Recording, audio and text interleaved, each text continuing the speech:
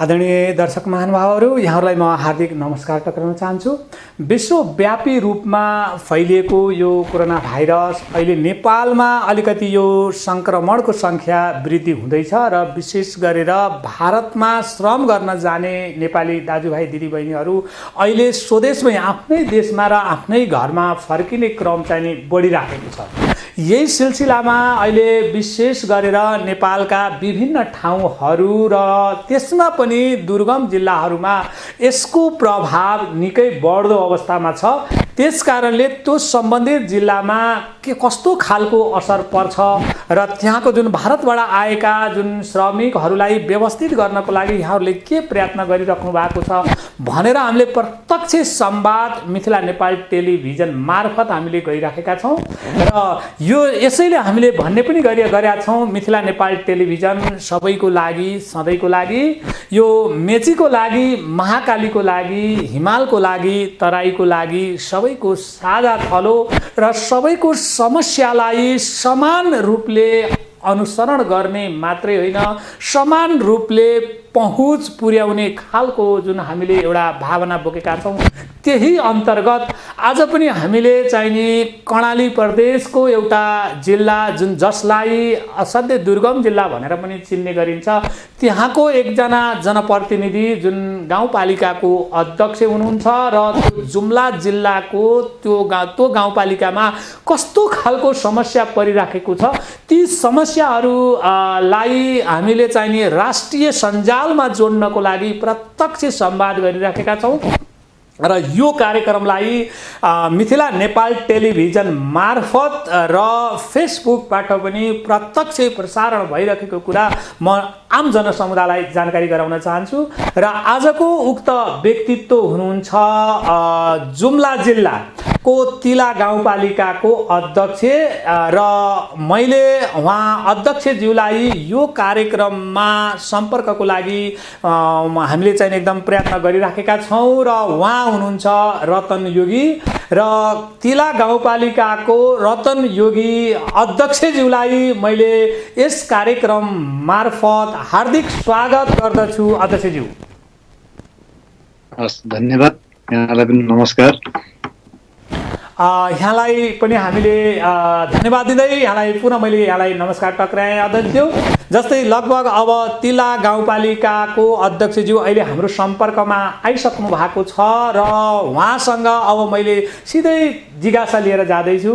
विशेष गरेर जुम्ला जिल्ला, कर्णाली प्रदेशको जुम्ला जिल्ला एकदमै विकटको भन्ने गरिन्छ र यहाँका जुन विभिन्न मिडियाहरूले सहर केन्द्रित र नेता केन्द्रित हुनुभएको छ, जबकि सबै धेरैभन्दा धेरै भाग जुन नेपालको हिमाल र पहाडको भूभागलाई हेर्ने हो भने धेरै ठुलो भूभाग ओगटेको ठाउँ हो र त्यो ठाउँलाई न्युज बनाउँदैनन् कुनै पनि सञ्चार माध्यमले। तर हामीले चाहिँ नि के गर्छौँ भने न्युज चाहिँ हामी पनि बनाउँदैनौँ, तर हामी के गर्छौँ त्यहाँको समस्या के हो, त्यहाँका सम्भावना के हुन्, त्यहाँको वस्तुस्थिति कस्तो छ र त्यहाँका जनताहरूको विशेष गरेर चाहना के हो, प्रत्यक्ष रूपमा सम्बन्धित क्षेत्रमा नै पुगेर हामीले त्यहाँको व्यक्तित्वहरूबाट त्यहाँको यथार्थ स्थिति हामीले जानकारी गराइरहेका छौँ। आदरणीय दर्शक महानुभावहरू, अब म तिला गाउँपालिकाको अध्यक्षज्यूको सम्पर्कमा जाँदैछु। विशेष गरेर उहाँलाई मेरो जिज्ञासा यो रह्यो, जस्तै तिला गाउँपालिकाको ऐतिहासिक पृष्ठभूमि के हो र किन तिला गाउँपालिका रह्यो र त्यो गाउँपालिकाको विशेष गरेर जनसङ्ख्या र घरधुरी कति छ, यसको बारेमा हाम्रो मिथिला नेपाल टेलिभिजन मार्फत आम जनतामा राखिदिनुहोस् न अध्यक्षज्यू। हस्, धन्यवाद। यहाँको मिथिला टेलिभिजन मार्फत सुन्नुहुने सम्पूर्ण श्रोताहरू, देश विदेशमा रहनुभएका सम्पूर्ण श्रोताहरूलाई सर्वप्रथम मेरो हार्दिक नमस्कार अनि न्यानो अभिवादन गर्न चाहन्छु। र विशेष गरी हाम्रो हिराबहादुर थापा सर जुन मिथिला टेलिभिजनबाट यो दूर दराजको एउटा गाउँपालिका जुन जुम्ला जिल्ला, हिजोको कर्णाली प्रदेश, कर्णाली अञ्चल, अहिलेको कर्णाली प्रदेश, त्यसभित्र जुम्ला जिल्लाको पनि अत्यन्तै मानवीय सूचकाङ्कको दृष्टिकोणले हेर्दा पछाडि परेको यो गाउँपालिका को एउटा जनप्रतिनिधिलाई यसरी एउटा आफ्नो टेलिभिजन मार्फत यहाँका वास्तविक कुराहरू, वस्तुस्थिति, विश्व समुदाय र स्वदेश विदेश सबै ठाउँमा यो पुर्याउने एउटा प्रयत्न गरिदिनु भएकोमा सर्वप्रथम यहाँहरूको पहिलो कुरा म आभार व्यक्त गर्न चाहन्छु। अब म सिधै यहाँले सोधेको प्रश्नमा जान चाहन्छु कि जुम्ला जिल्लामा यो तिला गाउँपालिकाको ऐतिहासिक पृष्ठभूमि के हो, यो तिला गाउँपालिकाको नाम कसरी रहन गयो भन्ने सन्दर्भमा संक्षिप्तमा म के भन्न चाहन्छु भने हिजोको यो राजनीतिक विभाजनमा त्यतिखेरको 4वटा गाविस कुडारी, रारालिही, घोडेमादेव र मालिका ठाटा यी 4वटा गाविस मिलाएर अहिले तिला गाउँपालिका नामाकरण भएको छ। यहाँको झन्डै घरधुरी सङ्ख्या हामीसँग 74 को हामीले आफैले सर्वेक्षण गरेको तथ्याङ्कमा 2623 घरधुरी थियो भने यो 2 वर्ष पछाडि अहिले 2771 घरधुरी सङ्ख्या भर्खर मात्रै हामीले अपडेट गरेका छौँ। 2771 हामीसँग घरधुरी सङ्ख्या छ। जनसङ्ख्या 16,023 थियो, अहिले झन्डै जनसङ्ख्या 16,200 को नजिकमा हामीसँग जनसङ्ख्या पुगेको छ। र यो यसको नाम कसरी तिला रहन गयो भने जुम्ला जिल्लामा सायद जुम्ला जिल्ला एउटा यस्तो जिल्ला हो, हिमाली जिल्ला र पहाडी जिल्लाहरू मध्येमा यतिको मिलेको भूभाग मान्छेलाई हुम्ला जुम्ला भने जस्तो, हुम्ला जस्तो कालीकोट जस्तो विकट जुम्लालाई सम्झिराखेका हुन्छन्, तर जुम्ला आउँदा त्यसको वास्तविकता अलिकति भिन्न पाउँछन्। जुम्ला जिल्ला उपत्यकै सानो उपत्यका अथवा खोचै खोज मिलेर बनेको जिल्ला हो, जहाँ 3टा नदीहरू छन्, हिमा, जवा र तिला। अनि यो हिमा भनेको यो सिन्जा जुन अहिले खस भाषाको उद्गम स्थलको रूपमा मानिने यो हिमा, त्यो सिन्जालाई सिञ्चित गर्दै कालीकोटतिर बगेको छ भने जवा र तिला मिलेर जुम्ला बजारको नजिक दानसाङ भन्ने एउटा योगी नरनाथले जहाँ कोटियम महायज्ञ लाउनु भएको थियो, त्यो दानसाङ भनेको दोभान हो। त्यो 2टा दोभान, एउटा हाम्रो जुम्ला जिल्लामा 14 बिस्तारा र अनि अर्को तपाईँको कान्जी र हिमाल र पात्रासी हिमालको फेदबाट बगेर आउने 2टा हिमा र तिला मिलेर यसको तल के अरे जवा र तिला मिलेर अलि तलसम्म कालीकोटको सिमाना जो हाम्रो गाउँपालिका अन्तिम हो, जुम्ला जिल्लाको स्टार्टिङ र कालीकोटको अन्त्य हुने त्यो सिमाना क्षेत्र भएको हुनाले त्यहाँ मिसिने नदी यो तिला नदी हो। त्यस कारणले यो नदी तिला नदीको नामबाट तिला गाउँपालिका नामाकरण रहन गएको। यो तिला नदी कहाँसम्म हुन्छ भन्दा जुम्ला जिल्लाबाट बगेर आउँदै गर्दा हुम्ला कर्णाली कालीकोटको जुन महानुमा बजारभन्दा तलतिर हुम्ला भन्ने ठाउँमा 2टा नदीको मिलन हुन्छ। त्यसपछि कर्णाली नामाकरण हुन्छ, हुम्ला कर्णाली, मुगु कर्णाली। तर जुम्लाबाट बगेर आउने नदीको नाम चाहिँ कालीकोटको सीमामा के अरे कालीकोटको त्यो कर्णाली नदी, हुम्ला कर्णाली र मुगु कर्णालीसँग मिसिने नदीलाई त्यो तिला नदी भन्ने भएको हुनाले त्यसै तिला गाउँपालिकाको नामाकरण गरिएको हो। यहाँलाई धेरै धेरै धन्यवाद। र फेरि मैले भने जस्तै जुम्ला जिल्ला यहाँले एउटा उठाउनु पनि भयो, सिन्जा उपत्यका भनेको एउटा ऐतिहासिक र उपत्यका पनि हो र सिन्जाको आफ्नै खालको एउटा पृष्ठभूमि छ, भाषिक पृष्ठभूमि पनि जुम्ला जिल्लामा छ र त्यहाँ त्यो सिन्जा उपत्यकामा आफ्नै खालको एउटा पहिचान र ऐतिहासिक पृष्ठभूमिको भएको जुन ठाउँ हो सिन्जा उपत्यका, यहाँले त्यो कुरा पनि जानकारी गराइदिनु भयो। यहाँलाई धेरै धेरै धन्यवाद दिँदै अब मैले फेरि यहाँसँग के कुरा बुझ्न चाहेँ भनेदेखि विशेष गरेर यो अहिलेको जुन यो जटिल परिस्थिति छ यो कोरोना भाइरसको, यसले तिला गाउँपालिकामा कस्तो खालको असर पर्छ र त्यहाँको जनतालाई यहाँले भयरहित गर्नको लागि कस्तो प्रयत्न गरिराख्नु भएको छ, यसको बारेमा पनि राखिदिनुहोस् न अध्यक्षज्यू। एकदमै धन्यवाद। अहिले हामी नदेखिने शत्रु जुन अहिले कोभिड-19 कोरोना भाइरसका विरुद्धमा विश्व समुदाय महाशक्तिमान राष्ट्रदेखि लिएर हामी विपन्न विकसित अविकसित राष्ट्रहरू सबै नागरिकहरू अहिले यसको विरुद्धको लडाइँमा हामी सरिक छौँ।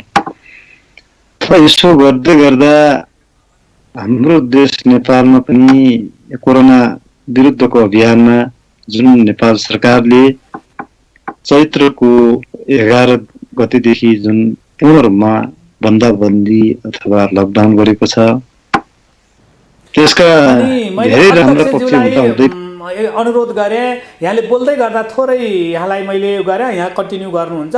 एउटा त्यहाँ के चाहिने टक टक टक टक आवाज आइराखेको छ, त्यहाँबाट त्यो आवाजलाई अलिकति केही बन्द गराउन सकिन्छ अध्यक्षज्यू?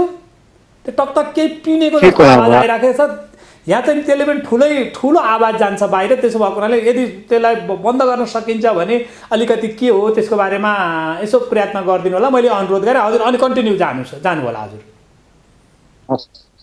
त्यो हामी अभियानमा सरी हुँदै गर्दा हामी जुन नेपाल सरकारले बन्दाबन्दीको घोषणा गर्यो, त्यसका धेरै राम्रो पक्ष हुँदाहुँदै पनि केही त्यसमा थोरै अपुगता रह्यो कि भन्ने पनि मैले महसुस गरिराखेको छु।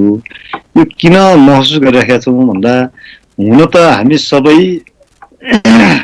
नेपालीहरू, विश्व समुदाय नै यसको के भने पहिलो अनुभव जस्तो हो। यो एकैचोटि संसारभरि यसरी तपाईँको ठुलो महामारीको रूपमा फैलिँदा हाम्रा अवधिहरू, हाम्रा ती गतिविधिहरू सबैका लागि नवीन थिए। र पनि जुन बन्दाबन्दी गर्यो, बन्दाबन्दी गरिसकेपछि सरकारले जुन बाह्य मुलुक, स्वदेश तथा विदेश जहाँको त्यहीँ मान्छेहरू बस्नुपर्ने त्यो परिस्थिति भयो, त्यो एक किसिमले राम्रो थियो। तर त्यतिखेर मान्छेहरू यो भाइरस नसल्कियोस्, नफैलियोस् भन्ने हिसाबले गरियो। तर थोरै हाम्रो त्यतिखेर ध्यान पुगेन जस्तो लाग्छ।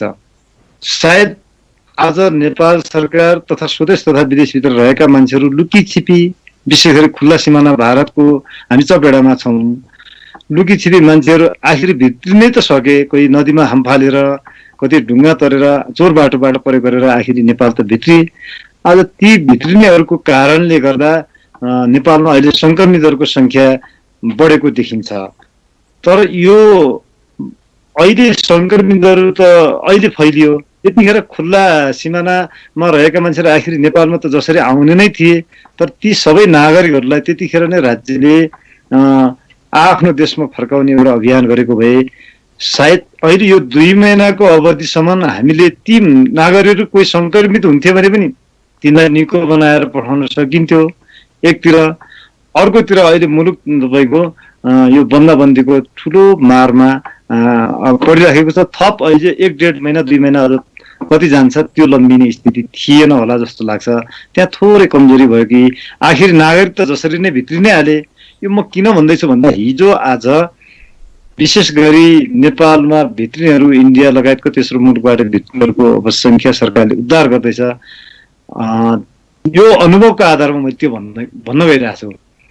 यो आउने नागरिक आखिर त जसरी नै आफ्नो घरमा त फर्किन पाउनु नै पर्यो, घरमा फर्काउनै पर्छ, स्वदेशमा फर्काउनै फर्काउने अघि त्यतिखेर गरेको भए अहिलेसम्म हामी उपचार व्यवस्था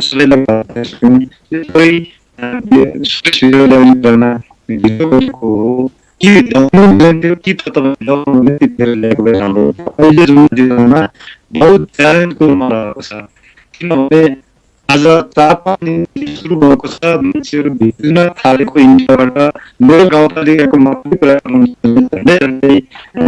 47 जना आज 4 दिनको क्वारेन्टाइनमा राखेको छौँ। 30 जनाको ग्रुप, फेरि 35 जनाको ग्रुप, 53 जनाको ग्रुप, यस्तै 27 जनाको ग्रुप रुपैयाँ नाका अनि बनबासाको नाका हुँदै महेन्द्रनगर हुँदै आउनेहरूको क्रम धेरै बढ्दो छ। र हामीलाई त्यसको यातायात व्यवस्थापनदेखि लिएर यहाँ जिल्लाभित्र भित्रिसकेका नागरिकहरूलाई पनि व्यवस्थापन गर्न निकै कठिन छ। र यो कठिन भए पनि आखिर हाम्रो कर्तव्य र दायित्व हो, हामीले त्यसको व्यवस्थापन गर्न जरुरी छ। एकातिर हामीसँग आर्थिक स्रोतको अभाव छ, एकातिर तपाईँको यो सामग्रीहरूको पनि अभाव छ, अर्कोतिर तपाईँको पर्याप्त तपाईँको स्वास्थ्य कर्मीहरूको उपलब्धताको अभावले गर्दा त्यो खालको समस्या देखिन्छ। भलै जुम्ला जिल्लामा कर्णाली स्वास्थ्य विज्ञान प्रतिष्ठान हामीसँगै भएको हुनाले जुम्ला जिल्लाका नागरिकहरू अलिकति सुरक्षाको महसुस त गरेका छौँ। किनभने हामीसँग स्वास्थ्य कर्मीहरू त्यहाँ 200 बेडको आइसोलेसन बेड हामीसँग छ, झन्डै 10 बेडको हामीसँग के हुन्थ्यो त्यो हामीसँग 10 बेडको पनि आइसोलेसन भन्दा माथि के त्यो बेड पनि हामीसँग चाहिँ तयार छ। त्यसले गर्दा धेरै चिन्ता लिनुपर्ने स्थिति त छैन। तर पनि मान्छेहरू भित्रिने कारणले गर्दा हाम्रो जनसमुदायको चेतना स्तर, हाम्रो भू बनावटले गर्दा मान्छेहरूको बाटोबाट कसरी आउँछन्, कसरी राति घरमा पसिदिने, यो रोगलाई कतै हिजोको जस्तो कुष्ठ रोग मान्छेले त्यो ढङ्गले अपराधित हुने खालको रोग हो कि भन्ने जस्तो बुझाइका कारण पनि कतिपय समुदायका मान्छेहरू बाहिरबाट आएको, इन्डियाबाट आएको रुखी बसिदिने त्यो स्थिति को एउटा खतराबाट पनि हामीले सचेतनापूर्वक कार्यक्रम गर्दै अगाडि बढिरहेका छौँ। तर अहिले जुम्ला जिल्लामा निकै कठिन छ। किन भन्दा विभिन्न नाकाबाट मान्छेहरू अहिले आइरहेका छन्। त्यो व्यवस्थापन गर्ने कुरामा साह्रै समस्या भइरहेको स्थिति देखिन्छ। कोभिड-19 को प्रभाव निश्चित रूपमा अबको 10-15 दिनभित्र जुम्ला जिल्लामा आजसम्म कुनै पनि एकजना मान्छे पनि पोजिटिभ भेटिएको थिएन। मलाई लाग्छ अबको 4-5 दिनपछि जब 14 दिन पुग्दै जाँदा यसको PCR परीक्षण गर्दै गर्दा मलाई लाग्छ यो कुनै शङ्का छैन, कुनै दुविधा छैन र यो जिल्ला पनि मुक्त हुँदैन, यसको संक्रमण हुनेहरूको जिल्लाबाट सूचीभित्र अटाउने नै छ भन्ने मैले एउटा पक्की जस्तो मैले देखिराखेको छु। अब अहिलेसम्म मैले यहाँले भनेको अलि प्रश्न भएको छैन। अलि त्यो ल्यापटपको यहाँ अलि नजिक आइदिनको लागि मैले अनुरोध गरेँ। त्यो ल्यापटपको यहाँ नजिक आउनुभयो भने अलि साउन्ड यता क्लियर आउँछ। र अहिलेसम्म विशेष गरेर तिला गाउँपालिकामा यो कोरोना भाइरस पोजिटिभको सङ्ख्या छैन अथवा कस्तो छ र भारतबाट त्यो तिला गाउँपालिकामा विशेष गरेर विदेशबाट आउनेको सङ्ख्या कति छ, यसको कति हुने यहाँहरूले चाहिँ अनुमान गर्नुभएको छ? लगभग फर्कदै पनि छन् र जुन जुम्ला जिल्लाबाट विशेष गरेर उत्तराखण्ड र यो उत्तराखण्ड दिल्लीतिर अथवा विभिन्न भारतका विभिन्न ठाउँमा यो नोकरी गर्न श्रम गर्न जानेको सङ्ख्या ठुलो रहन्छ। अब तिनीहरू फर्केर आउँदाखेरिमा तिला गाउँपालिकामा कति सङ्ख्यामा आउँछ र तिनीहरूलाई कसरी व्यवस्थित गर्ने खालको सोच बनाउनु भएको छ? अलि बुदागत रूपमा चाहिँ नि यहाँले राखिदिनु भयो भने राम्रो हुने थियो। हस्, थ्याङ्क यू। मलाई लाग्छ अब हामी जुम्ला जिल्लाको जिल्ला विपद व्यवस्थापन समितिको बैठक पनि हामी बस्ने गरेका छौँ र अहिले तेस्रो मुलुकबाट आउने भन्दा पनि अब भारतबाट आउनेहरूको सङ्ख्या अलिक बढी छ। सरदर हामीले अनुमान गरेको जुम्ला जिल्लामा 2000 देखि 2500सम्म इन्डियाबाट नागरिकहरू यो हप्ता 10 दिनभित्रै नै भित्रिने हामीले अनुमान गरेका छौँ। त्यस कारणले गर्दा अहिले हरेक पालिकामा कम्तीमा पनि 100 बेडको क्वारेन्टाइन निर्माण गर्नुपर्छ भन्ने अभियानका साथ हामीले त्यो थालनी गरेका छौँ। तिला गाउँपालिकामा हामीले झन्डै 130 बेडको क्वारेन्टाइन निर्माण गरेका छौँ, एकीकृत क्वारेन्टाइन। र अहिलेसम्म मलाई लाग्छ 47 जना आइसक्नु भएको छ, 30 जना अहिले पुग्दै हुनुहुन्छ, फेरि तपाईँको 27 जना पनि आजभित्र पुग्दै हुनुहुन्छ, भोलि बिहानसम्म 40 जनाको ग्रुप पुग्दै हुनुहुन्छ। 40 भनेपछि 100, हामीसँग 47 जना मान्छेहरू झन्डै भित्रिने क्रममा छन् एक दिनभित्र भने अब यसको हप्ता दिनभित्र तिला गाउँपालिकाको मात्रै झन्डै 250 जना जति मान्छेहरू इन्डियाबाट भित्रिने क्रम निश्चित छ। त्यसपछि लगभग तिला गाउँपालिकामा मात्रै 250 आउने जुन अनुमान गर्नु भएको छ, लगभग त्यो सबै आयो भने अहिले यहाँहरूले तयार पारेको क्वारेन्टाइनमा त्यो व्यवस्थित गर्न मिल्छ मिल्दैन, सकिन्छ सकिँदैन, अथवा सकिएन भने त्यसको छुट्टै व्यवस्था केही गर्नु भएको छ कि छैन? अनि तिला गाउँपालिकामै आइसोलेसन के अरे बेडहरू पनि यहाँहरूले राख्नु भएको छ अथवा के छ, यसको बारेमा पनि बताइदिनुहोस् न अध्यक्षज्यू। हामीले गाउँपालिकामा जुम्ला जिल्लाका कुनै पनि स्थानीय तहमा आइसोलेसन बेड हामीले बनाएका छैनौँ। किन भन्दा 1 घण्टाको कुनै पनि गाउँपालिकाबाट 1 घण्टामा कर्णाली स्वास्थ्य विज्ञान प्रतिष्ठानमा संक्रमित बिरामी ल्याउन सकिने भएको हुनाले हामीले कुनै पनि स्थानीय तहमा आइसोलेसन बेड बनाएका छैनौँ। किनभने कर्णाली स्वास्थ्य विज्ञान प्रतिष्ठानमा अलरेडी हामीसँग 200 बेडको आइसोलेसन बेड तयारी अवस्थामा छ र यदि 300 बेडसम्म पुर्याउन सकिने भएको हुनाले आइसोलेसन बेडहरू 300 त्यो संक्रमितहरूको संख्या बढ्दै गएमा 300 बेडसम्मको आइसोलेसन बेड बनाउन सकिने भएको हुनाले कुनै पनि स्थानीय तहले आइसोलेसन बेड बनाएका छैनौँ र हामीले क्वारेन्टाइन पनि एकीकृत क्वारेन्टाइन निर्माण गरेका छौँ जो कि सिन्जा क्षेत्र अलिक जुम्ला बजार र स्वास्थ्य विज्ञान प्रतिष्ठान अस्पतालदेखि अलिक टाढा पर्ने भएको हुनाले सिन्जा क्षेत्रका नागरिकहरू अब इन्डियाबाट आउने 3-4 गाविस गाउँपालिकाका नागरिकहरू पनि त्यहाँ आउँछन् उनीहरूलाई सिन्जातिर क्वारेन्टाइन निर्माण नगरिकन हामीले बजारकै सेरीफेरीमा रहेको तिलादेखि चन्दना नगरपालिका अलिक टाढा जानुपर्ने पातरासीसम्म नै क्वारेन्टाइन निर्माण गरेका छौँ कि कहीँ कतै तपाईँको संक्रमितहरूको संख्या यदि पुष्टि भयो भने तुरन्त हस्पिटलमा ल्याएर उपचार गर्न सजिलो होस् भनेर हामीले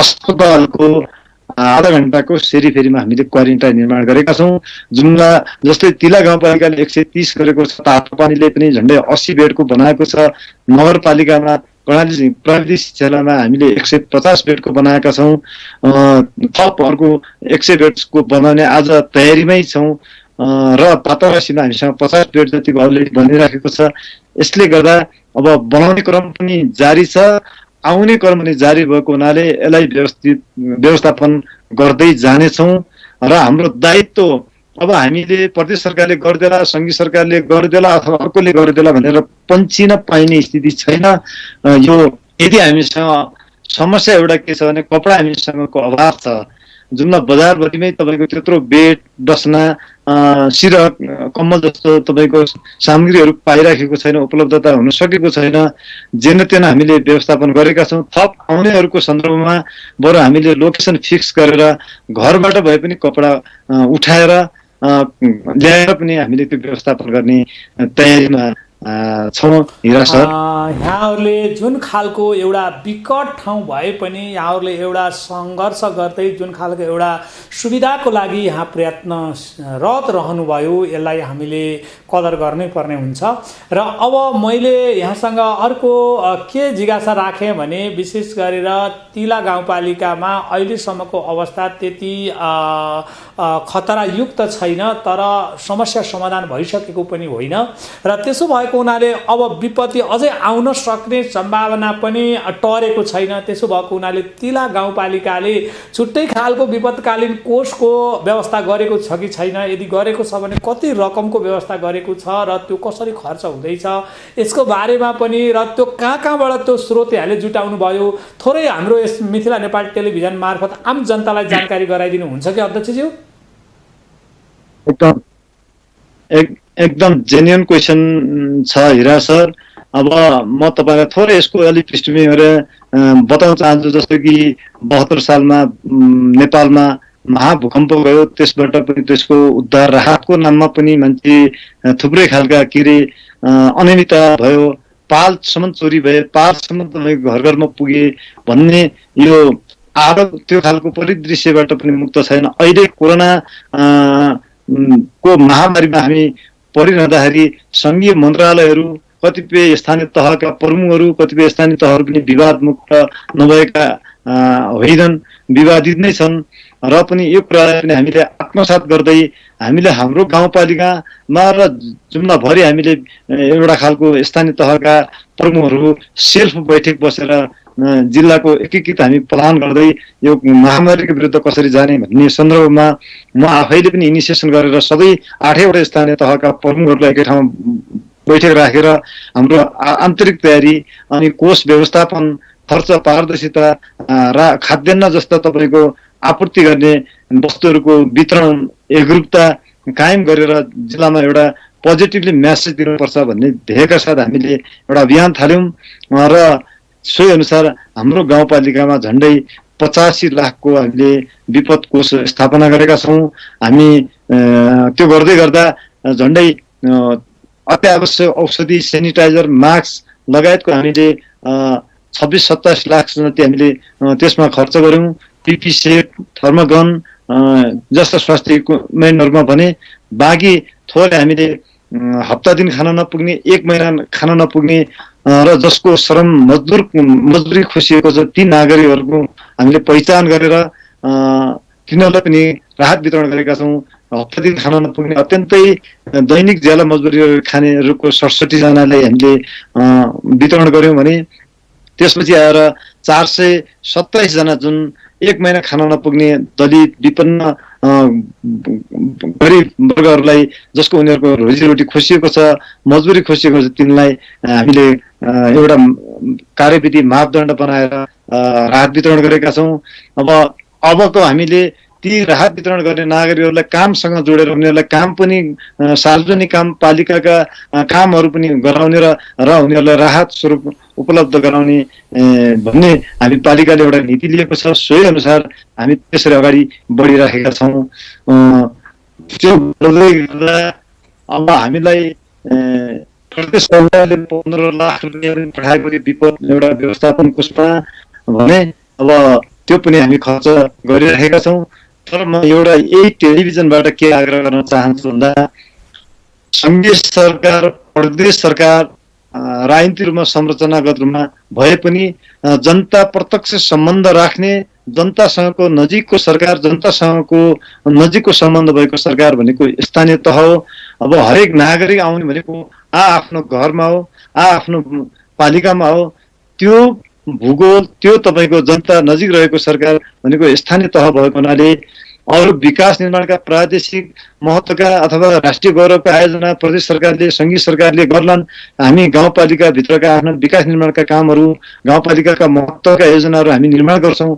र पनि यो कोभिड-19 को सन्दर्भमा प्रदेश सरकार र सङ्घीय सरकारले जे जति काम गर्नुपर्ने हो स्थानीय तहलाई नै अलिकति बढी जिम्मेवार बनाएर त्यसको खालको तपाईँको रकम, त्यो खालको तपाईँको स्रोत उपलब्ध गराउनुपर्छ भन्ने लाग्छ। मलाई लाग्छ जस्तो पिसिआर लगायत अहिले कतिपय जिल्लाहरूमा पिसिआर किटहरू छैन, कतिपय स्वास्थ्य कर्मी उपलब्ध छैनन्। ती अब हरेक स्थानीय तहमा कम्तीमा एउटा डाक्टर को नेतृत्वमा एउटा टिम बनाएर पठाइदिनु पर्ने हो। यति बेला हामीसँग तमाम डाक्टरहरू थिए र पिसिआर पठाइदिनु पर्ने। त्यो सँगसँगै तपाईँको राहतको सामग्रीहरू पनि अब सङ्घीय सरकारले, प्रदेश सरकारले राहतको लागि पनि र केही तपाईँ विपद कोषमा थप पैसा डाइरेक्ट स्थानीय तहमा पठाइदिएको भए त्यसको एउटा व्यवस्थापन गर्न र जनतालाई अलिकति राहतको महसुस गराउन सजिलो हुन्थ्यो भन्ने मैले यो सबै स्थानीय तहको पीडा र कथा र व्यथा अझ भन्ने भने दूर दराजका यस्ता अत्यन्तै विकटका स्थानीय तहलाई अझ प्रदेश सरकार र सङ्घीय सरकारले यो विपद कोषहरूमा थोरै रकम पठाइदिएको भए अझ राम्रो हुन्थ्यो भन्ने मलाई लाग्छ।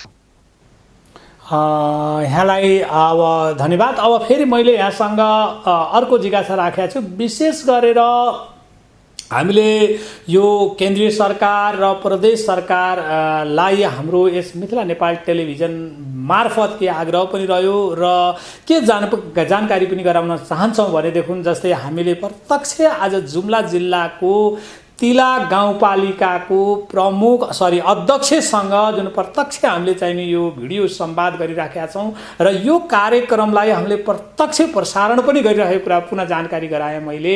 र त्यहाँका सम्भावना के हुन्, विशेष गरेर त्यहाँको सम्भावना त्यहीँको श्रमलाई प्रयोग गरियो भनेदेखि त्यहाँको सम्भावनाको विकासका लागि, विकासका सम्भावनामा का लागि त्यहीँको श्रम शक्ति प्रयोग गरियो भने पक्कै पनि त्यो प्रभावकारी होला, सरकारको ध्यान यतातिर जाओस्। अब भनिन्छ कर्णाली अञ्चल, त्यसमा पनि विकटको जुम्ला जिल्ला कागजमा चाहिने मात्रै भनिएर त्यहाँको विकास हुँदैन। त्यसो भएको हुनाले विशेष गरेर सरकारी संरचनाहरू प्रत्यक्ष रूपमा त्यहाँ जानुपर्छ र विशेष गरेर त्यो क्षेत्रको जुन स्थानीय निकायहरू छन्, स्थानीय निकायहरूलाई चाहिने नै दिनु पर्यो, स्थानीय तहलाई नै विशेष गरेर चाहिने त्यहाँको त्यो सम्भावना अध्ययन र त्यो चाहिने विकास कार्यमा सम्बन्धित क्षेत्रको सम्बन्धित व्यक्ति र सम्बन्धित क्षेत्रको श्रम शक्तिलाई प्रयोग गरियो भने पक्कै पनि त्यो ठाउँको विकास हुन्छ।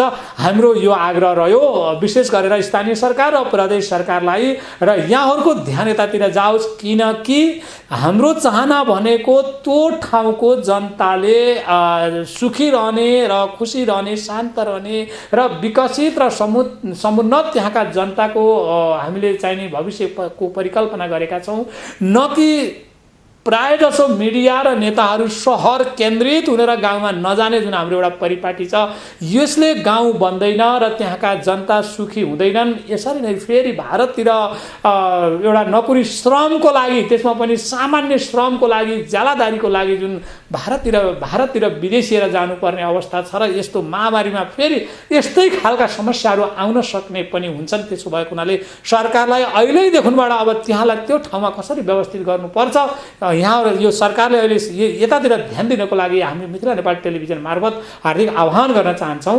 र अब मैले हाम्रो रतन योगी सरलाई त्यहाँका विकासका सम्भावनाहरू के छन् अलिक छोटोमा राखिदिनुहोस् न। अब विकासका सम्भावनाहरू मैले के भन्दै आएको छु भन्दा अहिले सबैभन्दा अस्तव्यस्त र प्रभावित भएको क्षेत्र भनेको पर्यटन क्षेत्र हो। पर्यटनको अत्यन्तै प्रचुर सम्भावना भएको भर्जिन ल्यान्डको रूपमा रहेको कर्णाली प्रदेश, हामी फोक्सोन जस्ता यी क्षेत्रहरू थुप्रै हुँदा हुँदै अहिले हामी विकासको सम्भावना भएको पर्यटन क्षेत्रको विकास गर्न र अझै त्यसको बढोत्तरी गर्न समस्या रहेको छ। अब मैले मेरो पालिकाको कुरा गर्दा, जस्तै मेरो गाउँपालिकामा नदै गुफा भन्ने एउटा छ। त्यो नदै गुफा एकदम प्राकृतिक मार्ग हो जो एक ठाउँबाट भित्र पसेर अर्को ठाउँ निस्किन्छ। झन्डै यसको लम्बाइ 250 देखि 300 मिटरको त्यति लम्बाइ छ। एक ठाउँबाट निस्केर अर्को ठाउँमा तपाईँको निस्कने छिरेर अर्को ठाउँ निस्कने त्यो गुफा। अनि गाउँपालिकामा त्रिवेणी एउटा त्यस्तो ठाउँ छ जुन अहिले इन्डियाको हरिद्वार भन्छन् मान्छेहरू। त्यो नदी पश्चिम बगेर पूर्वतिर फर्केको यो धार्मिक दृष्टिकोणले, आध्यात्मिक दृष्टिकोणले यो नृत्य कर्म र धर्म गर्नका लागि अन्त कतै जानु पर्दैन, यस्तो यो पवित्र ठाउँ भनेर हामीले ब्राह्मणहरूले जुन धर्मप्रति आस्था राख्नेहरूले त्यो ठाउँलाई त्यसरी चित्रित गरेका छन्। त्यो त्रिवेणी छ, त्यो ठाउँको पनि विकास गर्नुपर्ने, विकासको हामी त्यसको अगाडि विकास गर्ने क्रममा अगाडि बढाइरहेका छौँ। र नदी गुफा पनि पर्यटनको क्षेत्रको रूपमा बढाइरहेका छौँ। तर यसो भनिरहँदाखेरि जुम्ला जिल्लाको मेरो गाउँपालिका पर्यटन भन्ने चिज त कस्तो रहेछ, एउटा ठाउँ मात्रै विषय चाहिँ हुँदो रहेछ, इन्टरलिङ्कको जरुरी रहेछ। त्यो हाम्रो प्रदेशको काँक्रेबिहारदेखि लिएर जुम्लाको मानस सरोवर, डोल्पाको सेफदेखि लिएर कालीकोटको बुढीमालीका जुम्लाको चन्दनादेखि लिएर सिन्जा उपत्यका, अनि हामीसँग कान्जुरा र पात्रासी हिमालदेखि लिएर यी नदै गुफा, त्रिवेणी धाम, यसलाई एकीकृत एउटा मास्टर प्लान बनाएर अगाडि बढ्नुपर्छ, नत्र भने यो सम्भावना देखिँदैन। यसका लागि हामीले प्रदेश सरकारलाई र स्थानीय तहको पनि एउटा इनिसिएटिभमा अगाडि बढाउन सक्यो भने यो विकासको एउटा चरम सम्भावना भएको ठान्दछौँ। अर्को कुरा के हो भने विकासको कुरा गरिरहँदा अहिले पनि हाम्रो सडकलाई मृत्यु मार्गको रूपमा भनिन्छ। यो सडकलाई यस्तो उन्नति गरेर यसको कम्तीमा 4 लेनको मात्रै बनाउन सकियो। हाम्रो सुर्खेतदेखि हुम्लाको तपाईँको महानसरोवरसम्म, मुखको नाति लाग्नसम्म यो बनाउन सकियो भने सहज नागरिकहरूलाई यो रारादेखि लिएर मानसरोवरमा आउन जानेहरूको लागि सहज हुन्छ। यो प्रचुर सम्भावना भएको एउटा क्षेत्र हो। अर्को यो सबैभन्दा नेपालको 80 जडीबुटी बढी पाइने क्षेत्र भनेको साबिकको कर्णाली अञ्चल भएको हुनाले पनि यो हाम्रो प्रदेशमा जडीबुटी पशुधन औषधि औषधालय एउटा निर्माण गर्न सकियो भने यो पनि अत्यन्तै सम्भावना भएको क्षेत्रको रूपमा मान्छौँ।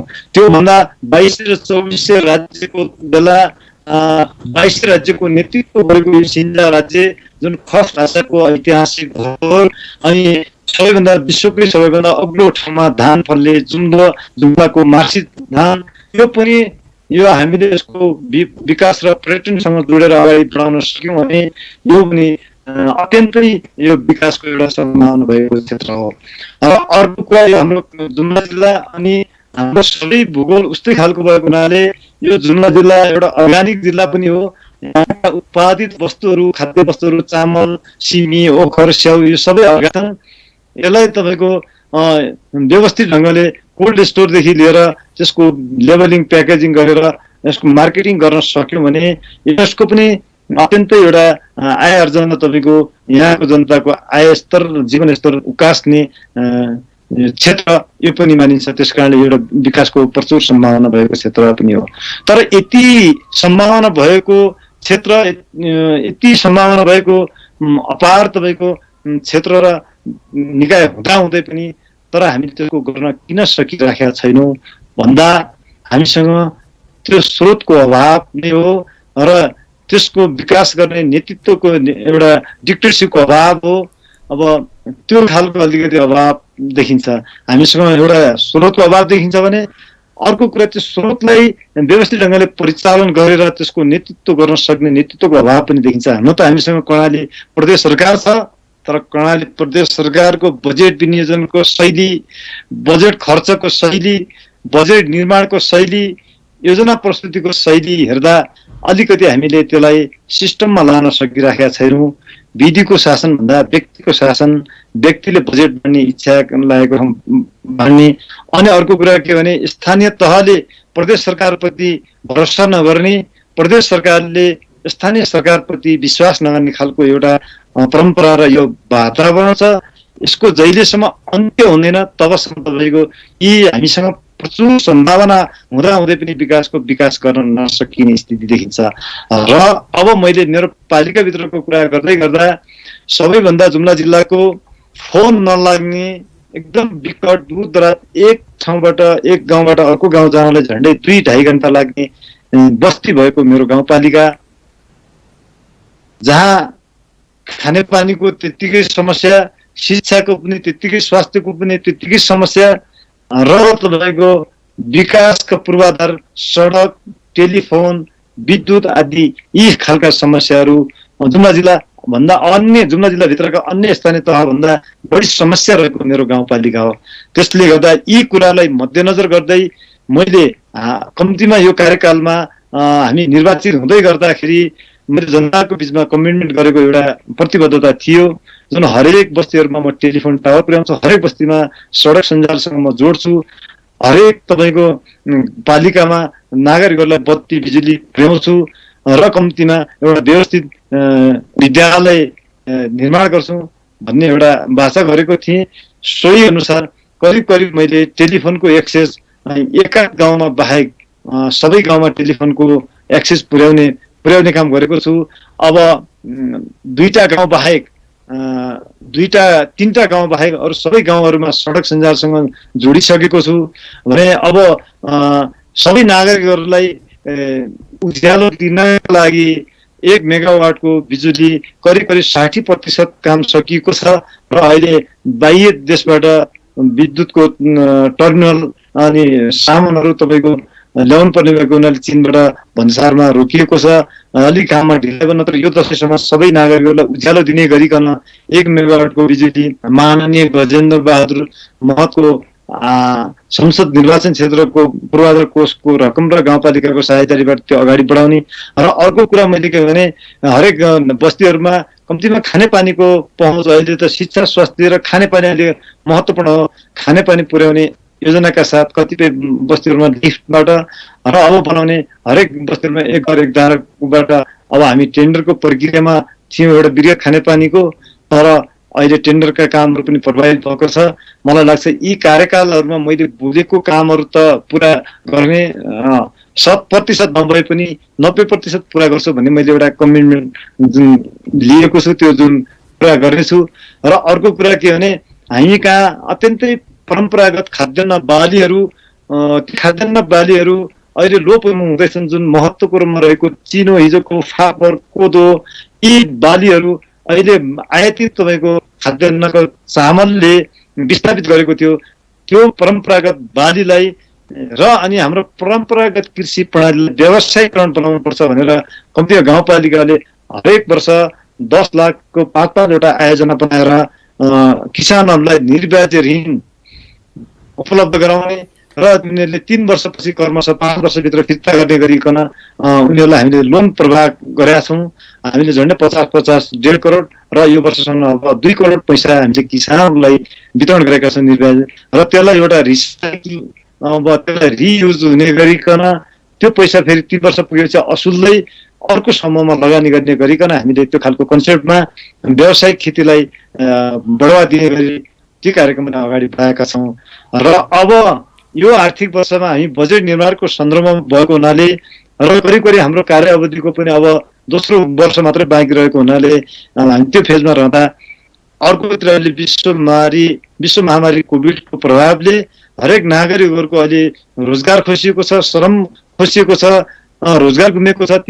ती श्रमिकहरू विदेशबाट अनि तपाईँको विभिन्न देशबाट तपाईँको अहिले घरमा फर्किराखेका हुनाले ती नागरिकहरूलाई रोजगार बनाएर पालिकाको आय आर्जन र उनीहरूलाई किसान जनता बचाउने र गाउँपालिकाको समृद्धिको यात्रातिर लैजाने योजनाका साथ यो वर्षको बजेट बन्ने म अब यहाँले ल्याएको कुरामा अलिकति जिज्ञासा मैले राख्ने योजना बनाएँ। जस्तै जुन विभिन्न विदेशका विभिन्न ठाउँबाट फर्किएका नागरिकहरूलाई विशेष गरेर तिला गाउँपालिकाले यो रोजगारीको व्यवस्था गर्नको लागि जुन यहाँहरूले प्रयत्न गर्दै हुनुहुन्छ, त्यसको चाहिँ त्यो रोजगारीको लागि यहाँले कस्तो योजना बनाउनु भएको छ? विशेष गरेर बुदागत रूपमा ठ्याक्कै आम जनताले भरपर्दो र विश्वास गर्ने हिसाबले राखिदिनुहोस् न यहाँको योजना। यहाँले भने जस्तै अब हामीसँग मैले भनिहालेँ, अहिले एक त पालिकाका महत्त्वका योजनाहरू पनि छ, बजेटको हामीहरूको आफ्नो बजेटको साइज, गाउँपालिकाका महत्त्वका योजनाहरू जुन टेन्डर लगाएको योजनाहरू पनि छन्, त्यसमा पनि रकम छुट्याउँदै बाँकी रहेको रकम चाहे कृषि भेटनरीतिर अथवा तपाईँको अन्य हाम्रो जुन आन्तरिक स्रोतको रकमहरूलाई थोरै भए पनि कोही किसानले अथवा तपाईँको श्रमबाट बाहिरबाट आएका नागरिकहरूले म कुनै यो व्यवसाय गर्छु र मलाई पैसा चाहियो भन्छ भने कसैकाहीँ हामीले जमिन लगभग अब हामी यो कार्यक्रमको अन्तिमतिर पनि हामी पुगेका छौँ र यहाँले मिथिला नेपाल टेलिभिजन मार्फत आज जुन मिथिला नेपाल टेलिभिजन जुम्ला जिल्ला, जुन कर्णाली प्रदेशको जुम्ला जिल्ला जसलाई अत्यन्त विकटको जिल्ला भन्ने गरिन्छ, जुम्ला जिल्लाको पनि फेरि सदरमुकाम होइन, एउटा गाउँपालिका, पक्कै पनि गाउँपालिका भनेपछि यो निकै दूरदराजमै हुनुपर्छ र हामी पनि त्यहाँ पुगेका त छैनौँ। र मिथिला नेपाल टेलिभिजन प्रत्यक्ष यहाँको संवादमा आइरहेको बेलामा यस मिथिला नेपाल टेलिभिजन मार्फत आम जनतालाई यहाँले के सङ्केत, के शुभकामना दिन चाहनुहुन्छ र मिथिला नेपाल टेलिभिजनलाई यहाँ के भन्न चाहनुहुन्छ? अलि छोटोमा यो यसको जिज्ञासा चाहिँ मेटाउँदै लगभग हामी यो कार्यक्रमबाट अनि छुट्छौँ अध्यक्षज्यू। हस्, धन्यवाद। म यहाँको टेलिभिजन मार्फत मेरो गाउँपालिका, मेरो जिल्लावासी, देश तथा विदेशमा रहेका सम्पूर्ण नागरिकलाई के भन्न चाहन्छु भन्दा, हामी सङ्घीय संरचनामा गइसकेपछि हामी संस्थापक हौँ। यदि यो स्थापना कालका हामी जनप्रतिनिधिले त्यो संविधानको मर्म र भावना, हिजोको जनता जनआन्दोलन जनयुद्धका भावना र स्पिरिटको उपलब्धिलाई संस्थागत गर्ने उद्देश्यका साथ हामी जनप्रतिनिधिहरू संवेदनशील भएनौँ भने यो सङ्घीयता अभाव सिद्ध हुन सक्छ। त्यस कारणले पहिलो कुरा हामी जनप्रतिनिधिले यो कुरामा सिन्सियर भएर संवेदनशील भएर लाग्न जरुरी छ। अर्को कुरा, यहाँकै टेलिभिजनबाट म अर्को कुरा के भन्न चाहन्छु भन्दा, यो मिथिला टेलिभिजन जस्ता थुप्रै मिडिया हाउसहरू यो काठमाडौँका 4 तारे होटलमा हुने कार्यक्रम र झन्डावाल गाडी र मन्त्रालयका फेरिका न्युज र समाचार मात्र बनाएर कल्पित कतिपय तपाईँको यो नेगेटिभली मात्रै समाचार सम्प्रेषण गर्ने, कमजोरी कहाँ छ भनेर मात्रै खोज्दै होइन, यस्ता दूर दराजमा गएर राम्रा अभ्यासहरू, दूर दराजका आवाजहरू यी सहर र गाउँलाई जोड्न क्रियाशील हुनुपर्छ। यो मिथिला टेलिभिजन जस्तै क्रियाशील हुनुपर्छ भन्ने म मिडिया हाउसका मित्रहरूलाई पनि यो सुझाव दिन चाहन्छु। र यो मिथिला टेलिभिजनलाई कम्तीमा पनि यो तिला गाउँपालिका जस्तै अन्यत्र पनि अब योभन्दा विकटका दूर दराजका गाउँपालिका, स्थानीय तहका जनभावनालाई थप समेटेर अझ अगाडि बढ्नुहुनेछ र त्यस्तो कुरामा मैले के सहयोग गर्नुपर्ने हो यहाँहरूप्रति म मेरो त्यो सहयोगको प्रतिबद्धता गर्दै यहाँको जुन लगाव सोच र उद्देश्यका साथ जुन अगाडि बढिरहनु भएको छ ती फेरि पनि यो भावना फेरि नभुल्नु होला तपाईँले पनि यी दूर दराजका आवाजहरू सम्बन्धित ठाउँमा पुर्याउने एउटा मिथिला टेलिभिजन क्रियाशील रहनेछ भन्ने मैले विश्वास र आशा राखेको छु। अन्तमा सबै टेलिभिजन देश तथा विदेशमा रहनुभएका सम्पूर्ण यो कोरोनाको महामारीबाट प्रभावमा पर्नुभएका सबै नागरिकहरूलाई सचेत रहँदै आफू बस्दै आफ्नो समाज आफ्नो देश बचाउने अभियानमा सबैजना लागौँ र यही टेलिभिजनबाट म भन्न चाहन्छु यो सङ्क्रमितहरूको शीघ्र स्वास्थ्यको लाभको कामना र यो कोभिड-19 को प्रभावबाट मृत्युवरण गर्नुहुने आम नागरिकहरूप्रति म गहिरो समवेदना प्रकट गर्दै हिराबहादुर थापा सर लगायत यहाँको टेलिभिजन सम्पूर्ण परिवार र मिथिला टेलिभिजनलाई म हार्दिक धन्यवाद ज्ञापन गर्न चाहन्छु। धन्यवाद। यहाँलाई धेरै धेरै धन्यवाद।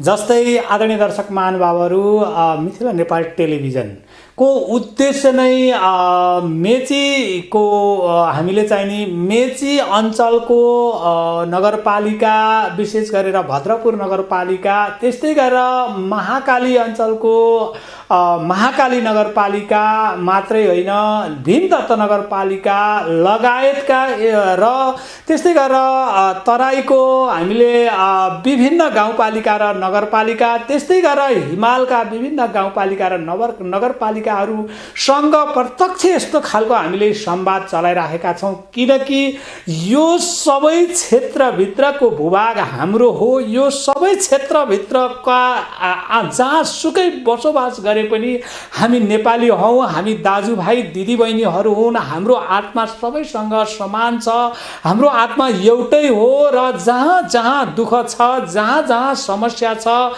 जहाँ जहाँ दूर दराज छ त्यो ठाउँमा मिथिला नेपाल पुग्ने हाम्रो उद्देश्य पनि हो र सबैलाई जोड्ने र सबैका समस्याहरूलाई साझा बनाउने।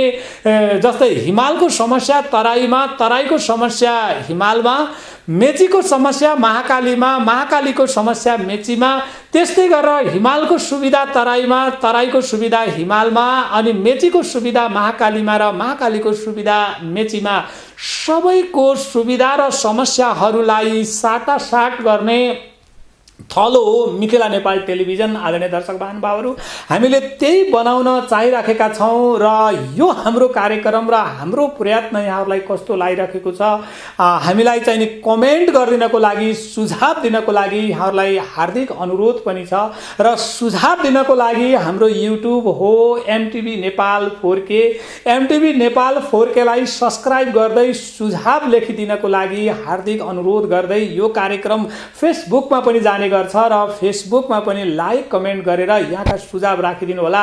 जबकि एउटा यहाँको सुझावले हामीलाई पनि सच्चिन र यो मुलुकलाई पनि सच्याउनको लागि र यहाँको एउटा सुझावले यो अनेकतामा विविधतामा अनेकता र अनेकतामा विविधता जुन हाम्रो पहिचान छ, एउटा सुझावले घुलमिलको लागि ठुलो ठुलो महत्त्वपूर्ण भूमिका खेल्न सक्ने हुन्छ। आदरणीय दर्शक महानुभावहरू, त्यसो भएको हुनाले कति पनि एउटा सुझाव दिनको लागि यहाँहरूले गाह्रो नमानिदिनु होला, अल्छी नमानिदिनु होला, किनकि यहाँहरूकै सुझावको लागि हामीले यस्ता कार्यक्रमहरू प्रसारण गरिरहेका छौँ र यसरी नै हामी निरन्तर यस मिथिला नेपाल टेलिभिजन परिवार र म प्रस्तुता हिराबहादुर थापा यहाँहरूसँग जोडिने बाचा गर्दै अहिलेलाई म यहाँहरूबाट बिदा हुन्छु र जुन हाम्रो निमन्त्रणालाई स्वीकार्दै जुन हाम्रो के अरे यो तिला गाउँपालिकाका अध्यक्ष जुन रतन योगी ज्यू आइदिनु भयो, उहाँलाई धेरै धेरै धन्यवाद र फेरि आवश्यक परेको बेलामा हामी यहाँको सम्पर्कमा आउनेछौँ र त्यहाँका समस्यालाई राष्ट्रियकरण गर्नको लागि, त्यहाँका समस्या आम जनतामा पुर्याउनको लागि हाम्रो प्रयत्न निरन्तर रहनेछ भन्दै अहिलेलाई म यहाँ र सम्पूर्ण दर्शक वृन्दबाट बिदा हुन्छु। हस्त नमस्ते।